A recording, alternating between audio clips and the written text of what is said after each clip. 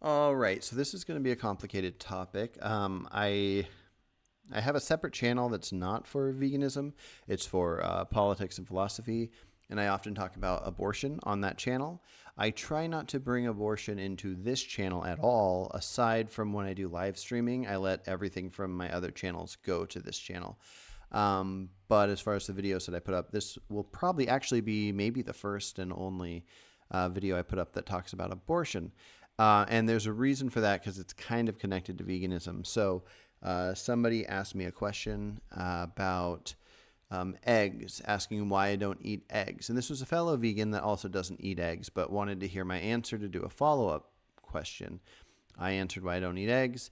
And then his follow up question was something to do with when it comes to eggs, our reasoning for not eating them is we're looking at the layer of eggs that, and we're talking about the treatment, the bad treatment to them, why it's bad for the chickens to lay the eggs, and so on.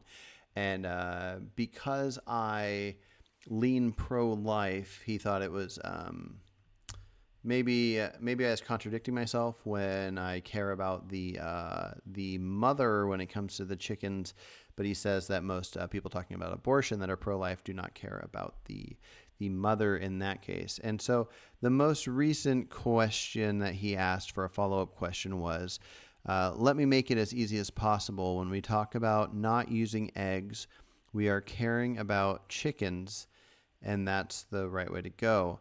But when we talk about pregnant women, all of our attention goes to the fetus. It's unfair. So, yeah, even though there's no question, there's sort of a question within there.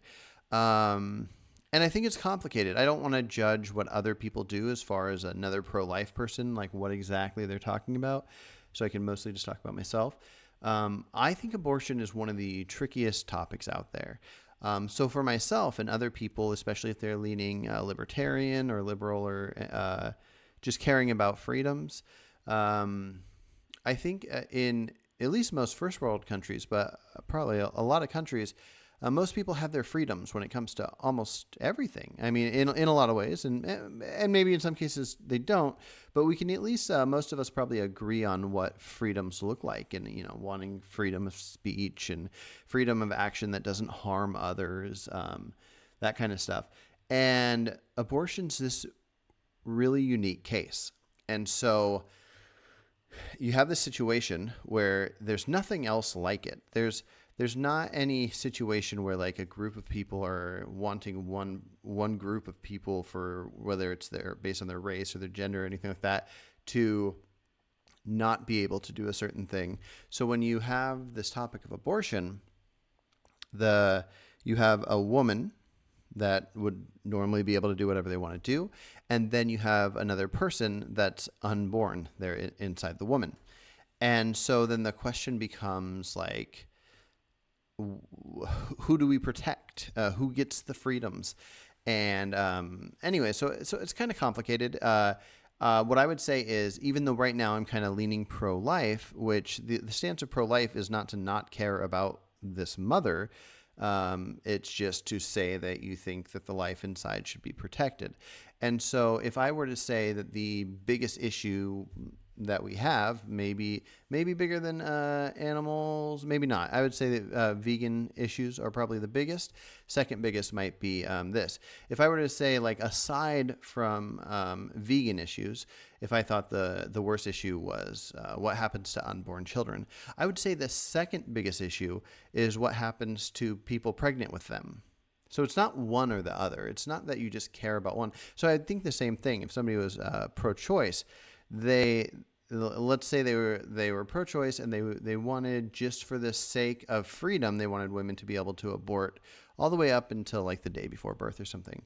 I'm guessing that person would be willing to admit that they think it's wrong to do this abortion. They think like that you're killing this innocent person, but that they value this freedom to do it. And so that would be their stance. And so I think most honest people, no matter what side you're on, you look at the other side as an important element of it. At some point you view, like, if that that unborn person was magically out of the woman, should anybody be able to harm it. And you would, in depending on where your stances of where your cutoffs are, whether it's sentience or viability or whatever, then you would say that, like, if it was magically out, that you wouldn't be able to harm it, but because it's inside of somebody, you want to give them their freedom. And so that's why it's complicated. So anyways, hopefully none of this is too offensive. It's just I'm trying to be open and honest and kind of wrap it all up in a very short amount of time. But what I would say is that the reason I'm vegan is because I care about sentient beings, and that includes women that can get pregnant. And so I don't know where my stance is going to be when it comes to abortion over the years, because this is a very complicated case. I really don't. I don't think it'll ever get solved, because it's like one of the only cases like it. The closest thing to it would be anything involving neglect. So if you had a person, let's just say, it doesn't matter if it's a woman or a man or whatever, you have a person and a baby at a house. If the person decided, you know what, I don't like, I have the right to do whatever I want. I don't want to feed this baby anymore. I have no interest in owning this baby anymore. You legally can't starve it. But you also legally can't just, you can't just leave it there. You would have to get it to a place where you can say, I'm putting this baby up for adoption. And then, so you are legally forced to get in a car to put your kid in the car. You're legally forced to put the kid in the car the right way. You have to do safety protocols. And then you legally have to drive down, probably fill out some paperwork. But even if you don't, because I think there are some stores like Walmart's and McDonald's and stuff are safe drop spots. Like they have places where you can go take a baby and then somebody will come and pick it up. And I don't know if there's any like legal issues after that, but you have to do something that involves not letting it die. So aside from the idea that you could call somebody and they could come pick it up, but even then, that means you legally have to pick up a phone. I know it seems like a small deal, but when we're talking about rights, like I shouldn't have to have this thing in my body, I shouldn't have to this, that, or the other. The reason it's kind of unique is because when you make a society, you have to decide what the laws are. You have to decide where the protections go, and you decide to have protections against harm and against killing and all this kind of stuff. And it's laws are different when it comes to children, because you have to decide what age does somebody become an adult, and anything before that, whoever the guardian is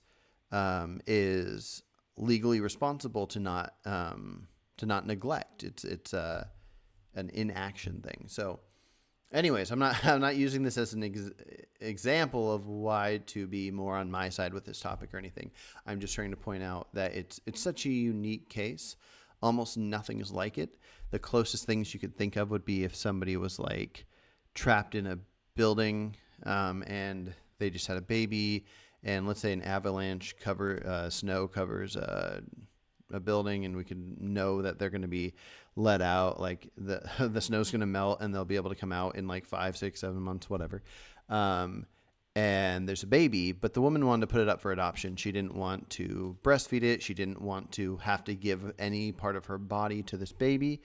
But let's say that she has an endless amount of food, and she now legally, I believe, and probably everywhere legally, if she had the breast milk, she would have to feed it. If she let it starve, and I'm assuming if we're talking about a newborn, it couldn't eat anything else. So she could eat all the food she wanted. She had all the breast milk she could possibly need. And if she let the baby starve, if this was like caught on camera that she just chose not to try to feed it, then she would be legally responsible, because this would be a form of neglect and she was the one there.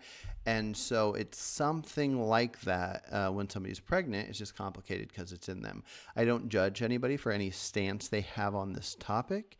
I see that it's very complicated, but it's an important one to me, and I think it's one that humans need to talk about more. So anyways, I don't value a mother chicken but not a mother human in any like silly way. I value all sentient beings to different degrees, and I don't.